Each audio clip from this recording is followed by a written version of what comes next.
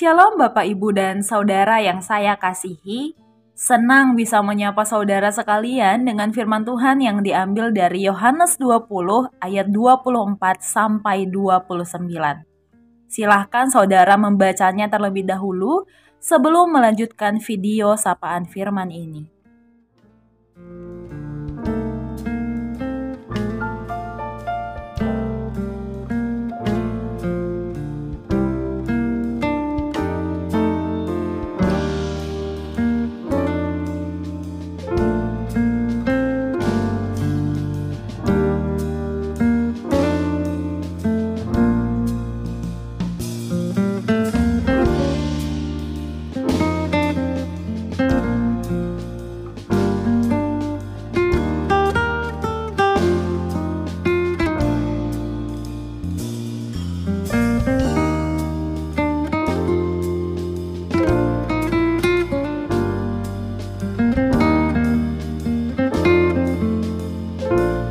Bapak Ibu yang saya kasihi, ketika beribadah di hari Minggu lalu, tentu Bapak Ibu sudah mengetahui makna mengikut Yesus dari Pak Pendeta Hadian.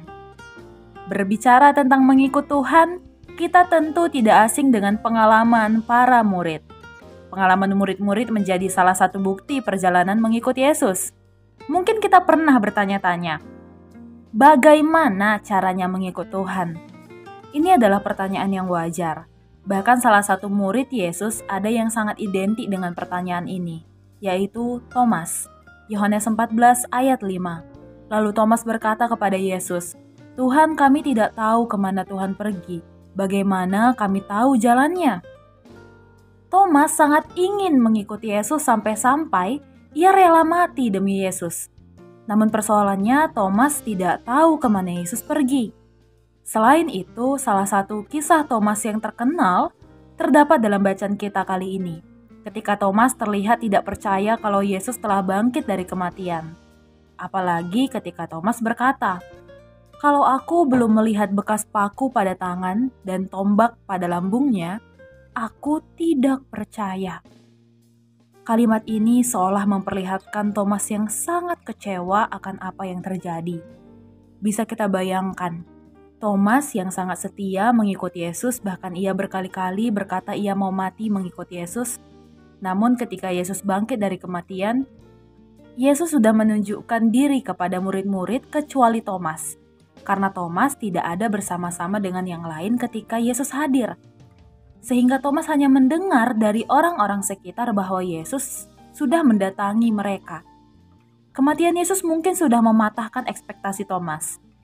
Ditambah ia hanya mendengar kabar kebangkitan Yesus dari orang-orang sekitarnya. Mungkin kalimat di ayat 25 juga mengandung kekecewaan dan kesedihan. Karena apa yang diharapkan Thomas tidak terjadi. Dan pada akhirnya, Yesus pun menunjukkan dirinya kepada Thomas dan berkata, "Taruhlah jarimu di sini dan lihatlah tanganku.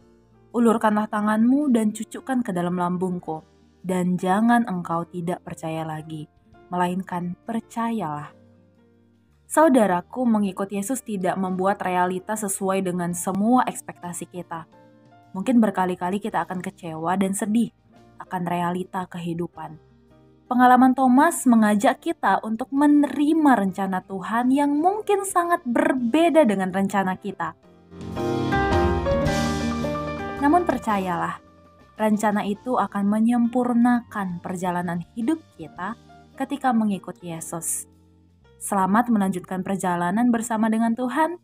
Kiranya Tuhan menuntun kita menjadi murid-murid yang bertumbuh hari lepas hari. Amin.